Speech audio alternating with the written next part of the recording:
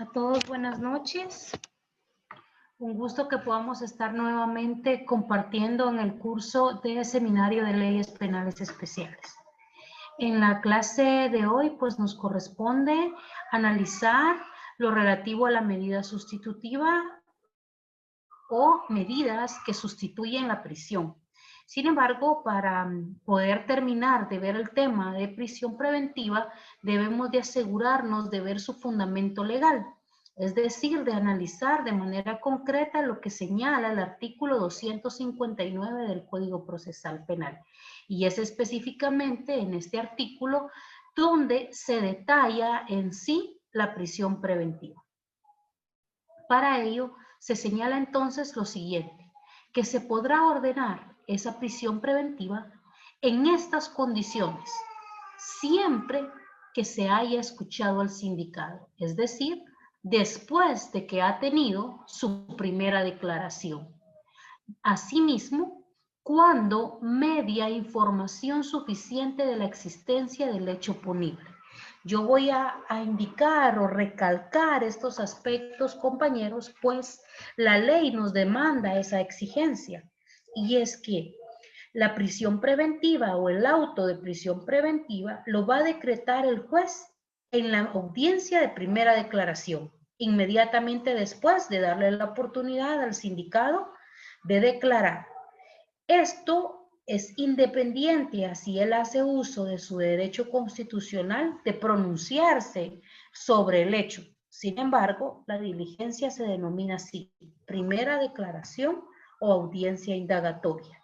En esa misma audiencia, reitero, luego de darle a conocer al sindicado de los hechos que se le imputan y de la oportunidad de que pueda ejercer su defensa material a través de una declaración, el juez emitirá entonces ese auto razonado y fundado que ya mencionamos cuando le exista entonces información de que se ha cometido el delito y que se hayan acompañado los medios racionales o los motivos racionales y que sean suficientes para que puedan orientar a un juez a creer que el sindicado participó o cometió el hecho.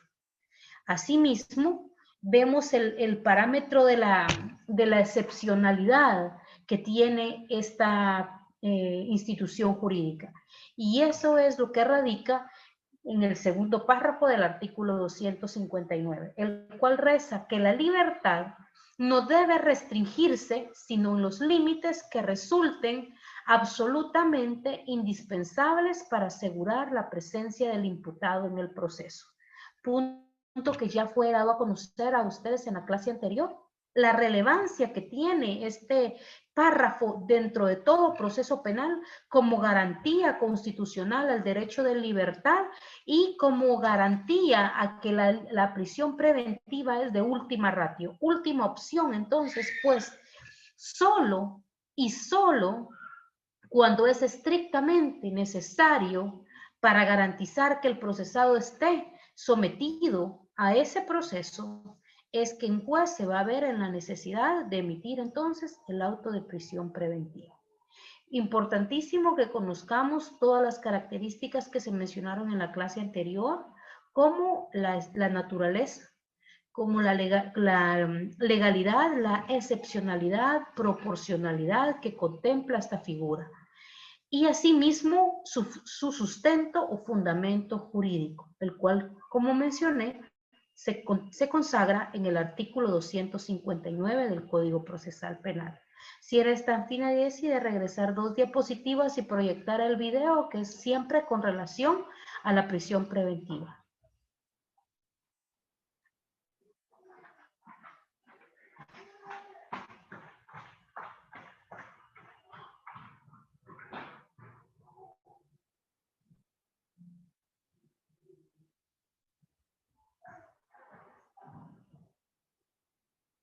El video lo envié ayer a tu correo para que pudieras tener acceso a él y descargarlo.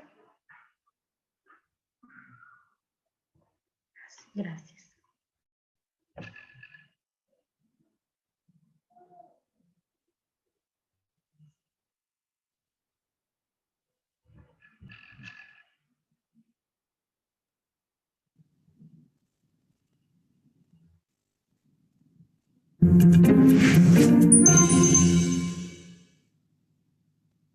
Los exdiputados Alfredo Rabé, Edgar Cristiani y Carlos Herrera, así como el exdirector del Congreso, José Luis Mijangos, deberán regresar a prisión, pues la Sala Primera de Apelaciones del ramo penal resolvió anular la libertad por fianza que el juzgado 10º de la referida materia les había otorgado.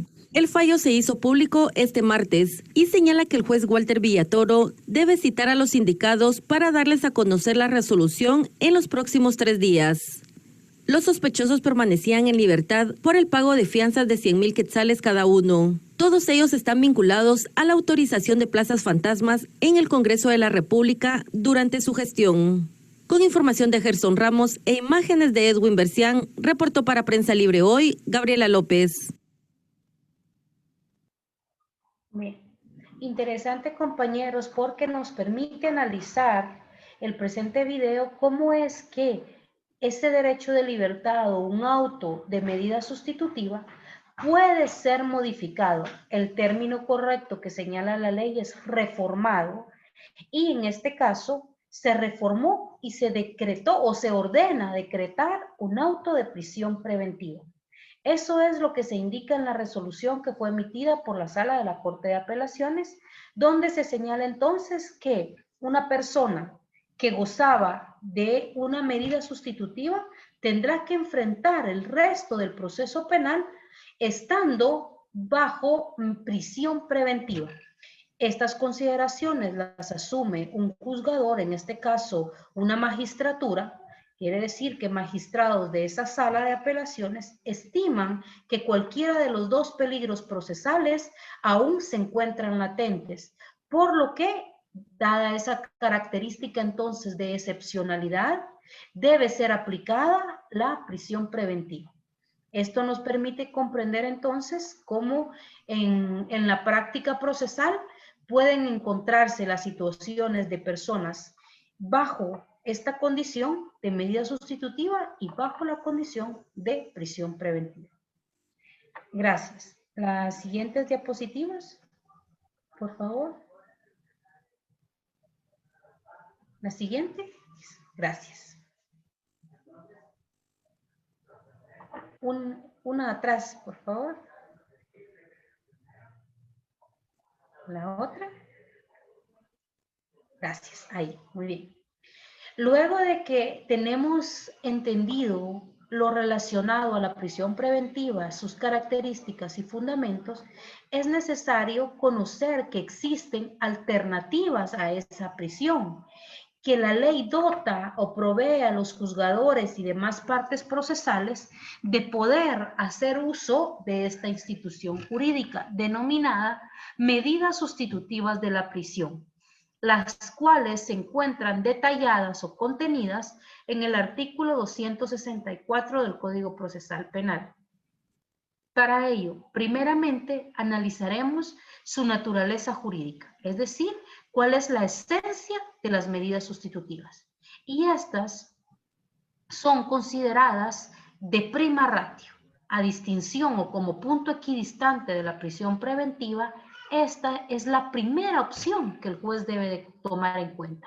Por ello es que se dice que por regla general, el sentido o la decisión que el juez debe tomar deberá inclinarse por optar como opción en primer orden la medida sustitutiva para aplicarla dentro de un proceso. Esa es su naturaleza entonces, considerada de prima ratio, es decir, que por regla general, en el sentido de que debe optarse como opción primaria para ser aplicada. Debemos de tomar en cuenta, compañeros, que un juzgador al momento de resolver debe considerar en primer orden imponer medidas sustitutivas una vez ligado a proceso al sindicado. Y vale la pena resaltar que también el ente investigador, bajo el principio de objetividad, cuando no concurren los peligros procesales, puede incluso requerir la aplicación de medidas sustitutivas. Y muchos fiscales optan por desarrollar su función revestida de objetividad. Muchos de ellos, al momento de hacer su requerimiento, indican que no tienen oposición para que el juez otorgue medidas sustitutivas. o en algunos casos hasta proponen alguna de ellas, garantizando así el derecho de libertad del sindicado y garantizando así también, reitero, lo consagrado en el artículo 108 del Código Procesal Penal, que demanda al ente investigador realizar su actuación basada en la objetividad, no importando si su acción va en beneficio del sindicato. Asimismo, debemos de tomar en consideración lo relacionado a la legalidad. Siempre y en cada una de las instituciones jurídicas debemos de resaltar el punto de su legalidad. Es decir, que para que un juez de igual manera decida imponer medidas sustitutivas, debe de entenderse que se cometió un hecho delictivo. Y obviamente que es posible que el sindicado ha participado en ese hecho delictivo. Por ello es que si no hubiese indicios de que un delito se cometió o que el sindicado participó, lo que un juez debe emitir es una falta de mérito. Sin embargo, si concurren esos dos supuestos de la existencia del delito, el juez entonces está facultado legalmente para imponer las medidas sustitutivas. La siguiente, por favor. Asimismo, debemos de tomar en cuenta la excepcionalidad. Y este caso o esta circunstancia va orientada a determinar que si el juez cree que el peligro de fuga y de obstaculización a la averiguación de la verdad pueden ser evitados, entonces aplicará medidas que sean menos graves para el sindicado. ¿Cuál es una medida menos grave para el sindicado? Pues la aplicación de las medidas sustitutivas, lejos de aplicar una prisión preventiva. Asimismo, la racionalidad. En esto volvemos a entender que deben existir motivos racionales y suficientes. ¿Cómo puedo enmarcar el punto de la racionalidad, tal como se detalla en la diapositiva, compañeros? Que al momento de concurrir, reitero, esos motivos que son lógicos, racionales, suficientes, útiles, pertinentes, para determinar que probablemente la persona cometió el delito o bien que participó en esa comisión, entonces se debe aplicar una medida de coerción. En este caso, la medida de coerción denominada medida sustitutiva. La siguiente, por favor. Aunado a ese aspecto, compañeros, debemos de comprender lo concerniente a que esa medida de coerción, si bien favorece al sindicado, si bien le va a apartar de estar detenido, esta también debe ser proporcional. ¿Qué quiere decir? Que debe ser acorde al delito que se cometió. Por ello se destaca lo siguiente, que las medidas sustitutivas acordadas deberán guardar relación con la gravedad del delito imputado.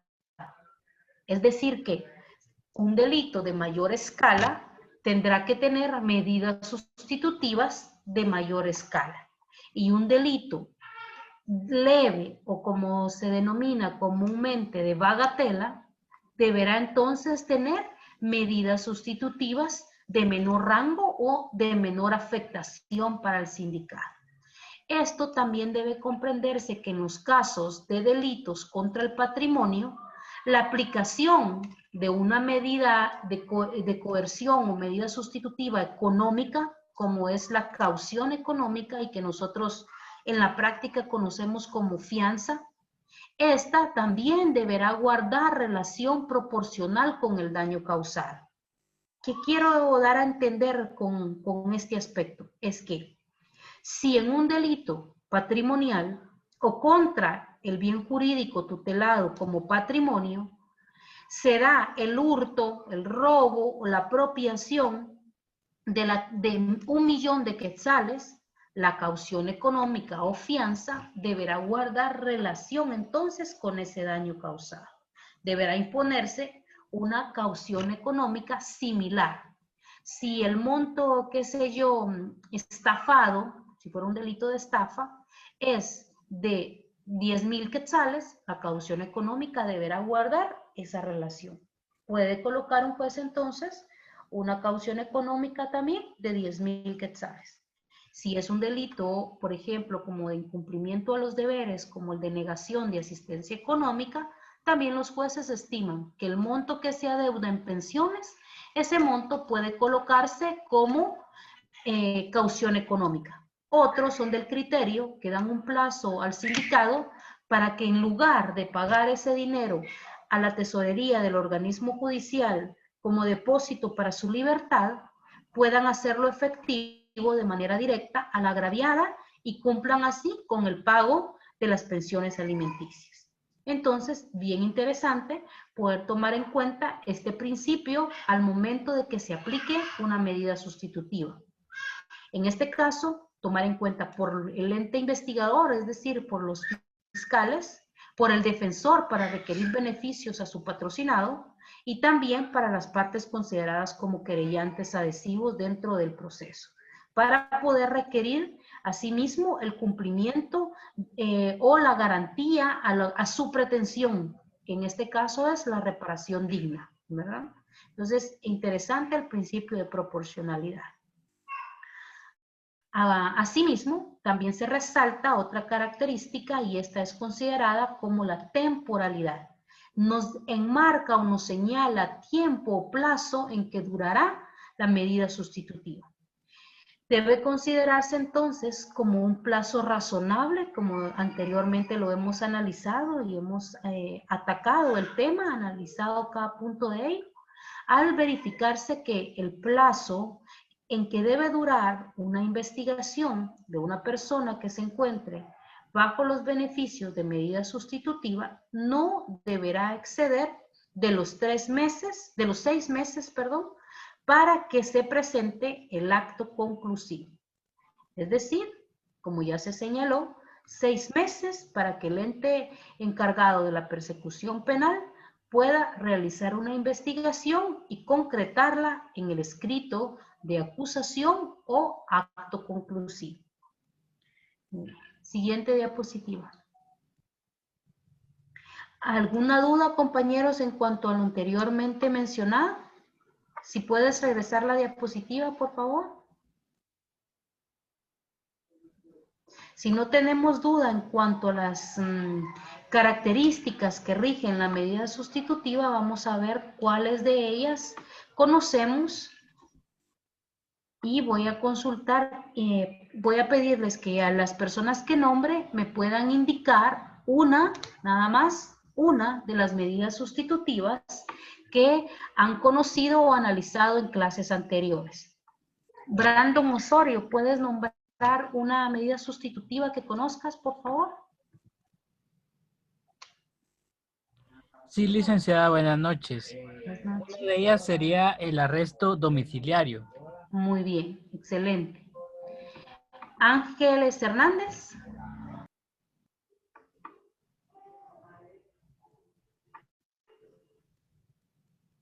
Carol Salguero, ¿puedes nombrar una medida sustitutiva, por favor?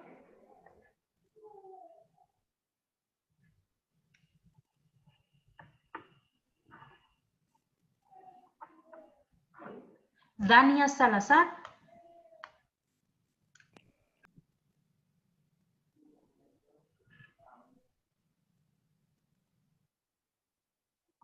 David Contreras. Proporcionalidad, Sí, pero vamos a ver alguna medida sustitutiva que usted conozca, que se haya aplicado, por ejemplo, como mencionó el compañero, el arresto domiciliario. ¿Alguna otra medida sustitutiva que usted conozca? una caución, pago de caución, no me recuerdo cómo es la palabra. Económica, excelente, sí. Económica, ajá. Muy bien, gracias. Diana Castañeda.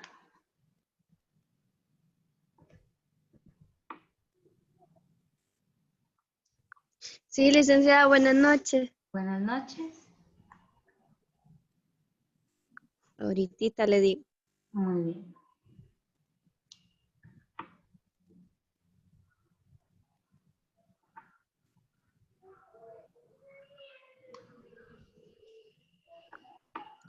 Licenciada, una podría ser la obligación de presentarse periódicamente ante el tribunal. Sí, correcto. Esa es una de las medidas sustitutivas que el juez puede imponer. Eduardo Carranza.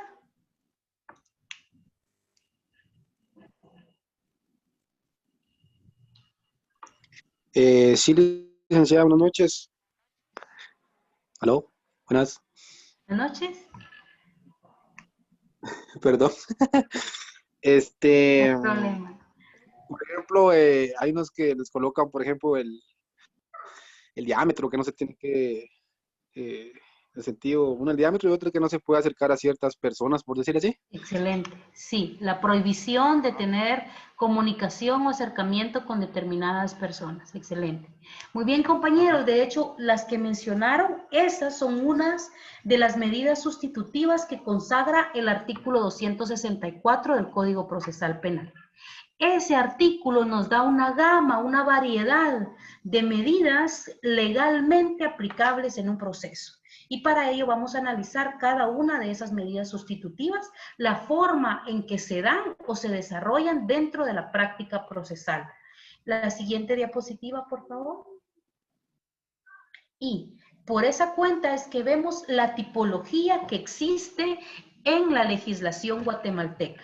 Como ya indiqué, esto ustedes lo pueden verificar en el artículo 264 de su Código Procesal Penal.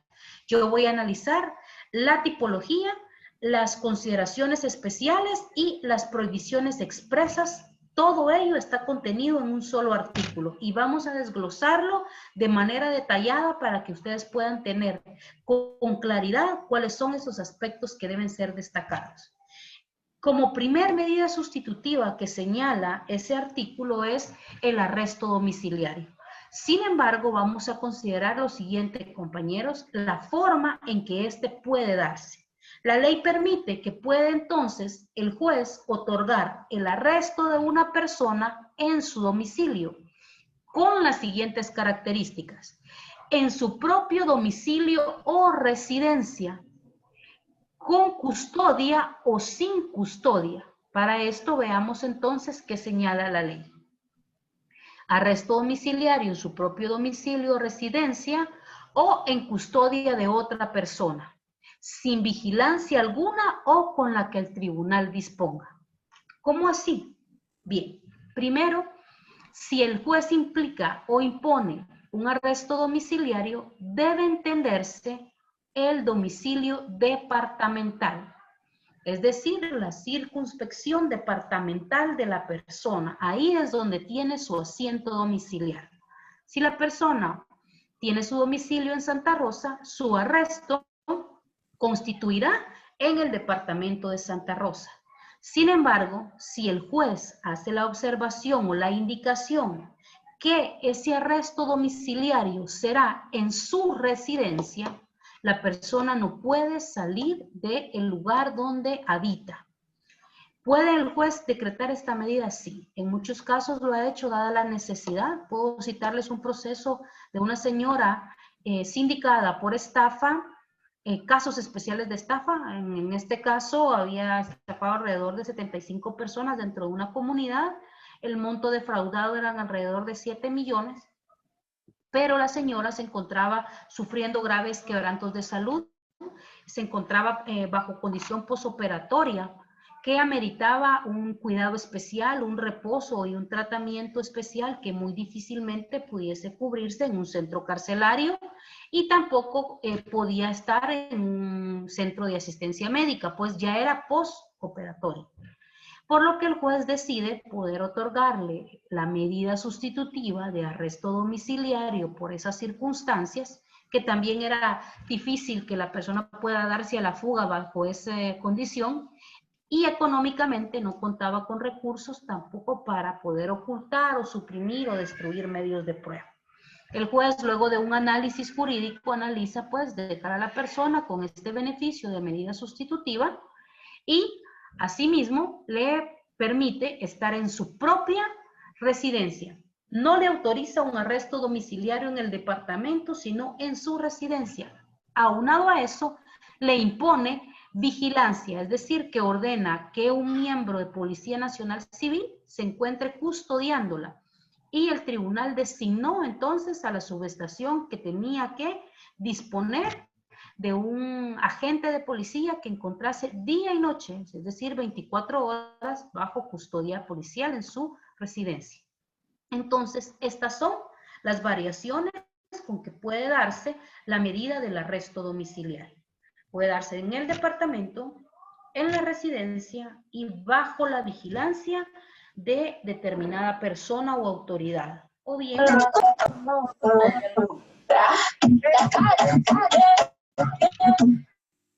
asimismo, puede darse teléfono encendido para que nos haga el favor de apagarlo. Bien, gracias. Asimismo, si tienen alguna duda, compañeros, estamos en tiempo para poderla formular. En el apartado 2 se indica la obligación de someterse a cuidado o vigilancia de una persona o institución determinada que informará periódicamente al tribunal.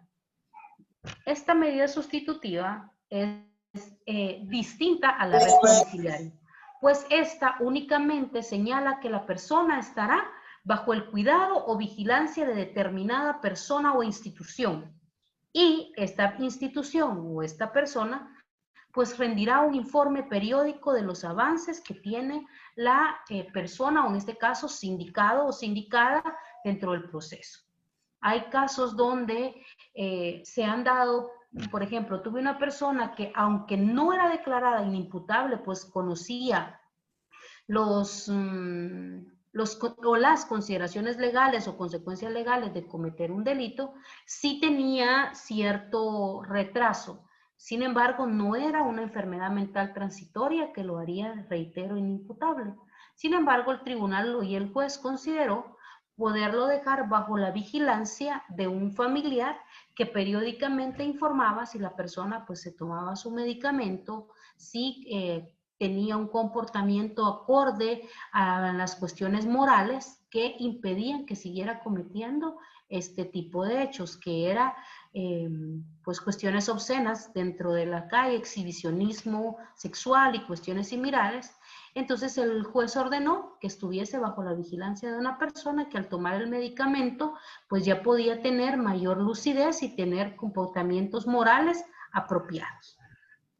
Asimismo, también la ley no señala un tipo de medida sustitutiva, que sería la obligación de presentarse periódicamente al tribunal o autoridad que el juez designe, que la compañera citó, y se refiere básicamente, si ustedes han escuchado, la obligación de firmar el libro de medidas sustitutivas.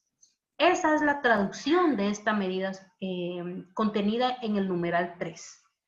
Esa es la obligación de someterse periódicamente. Quiere decir que una persona que se encuentra en libertad, el juez le puede otorgar la obligación de que cada semana, cada 15 días o cada mes pueda concurrir a firmar el libro de medidas sustitutivas, indicando o mostrando que se encuentra dentro del territorio del órgano jurisdiccional, que se encuentra pendiente para estar resolviendo su situación jurídica y acudiendo a las audiencias cuando el juez así lo designe.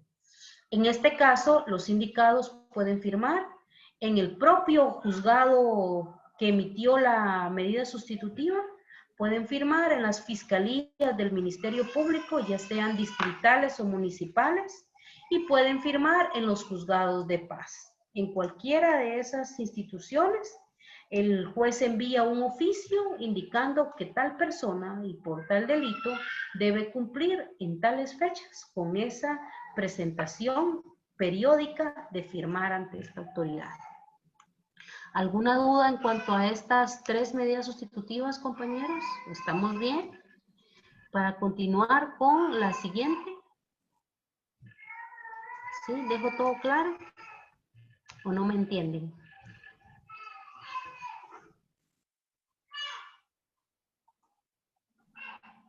¿Sí? Todo claro, licenciada, gracias. Muy bien, muchas gracias. Bien, En el punto 4, entonces, vemos la prohibición de salir del país sin la autorización judicial. Asimismo, debe considerarse este aspecto como la siguiente: prohibición de salir sin autorización del país, de la localidad en la que se reside o del ámbito territorial que fije el tribunal. En este caso, pues el juez va a decidir si de determinada localidad, de determinado ámbito territorial o bien de todo el país, el sindicado deberá necesitar la autorización del juez previo a movilizarse a otro lugar. He tenido varios procesos donde los sindicados deben de viajar al país por cuestiones laborales, familiares, en fin, y se les autoriza, el juez verifica bajo qué circunstancias es, se deja una persona garante y el sindicado puede salir del país sin ningún inconveniente. Previo, reitero, autorización del juez contralor. Si la persona sale del país o de la localidad o del territorio sin esa autorización, puede incurrir en desobediencia o rebeldía y ocasionar que la medida sustitutiva sea revocada. Y esa consecuencia es que se decrete una orden de aprehensión en su contra. Entonces, esas medidas sustitutivas deben ser estrictamente cumplidas por el sindicato. La siguiente diapositiva, por favor. Asimismo, la prohibición de concurrir a determinadas reuniones o de visitar ciertos lugares. Esta es bien común, compañeros, medida sustitutiva que se traduce a no concurrir a lugares donde se expendan bebidas alcohólicas. Es una de las más frecuentes que coloca el juez. Así también la prohibición de acercarse o de concurrir al lugar donde vive la víctima, donde vive la persona que resulta agraviada en el proceso. Importante cumplir con esa medida, se da mucho en los casos o en delitos de leyes especiales como las que veremos, de la ley de femicidio y otras formas de violencia contra la mujer, donde la agraviada es una mujer y se le prohíbe al sindicado llegar al lugar donde ella habita, donde ella labora, o donde tiene sus relaciones comunes.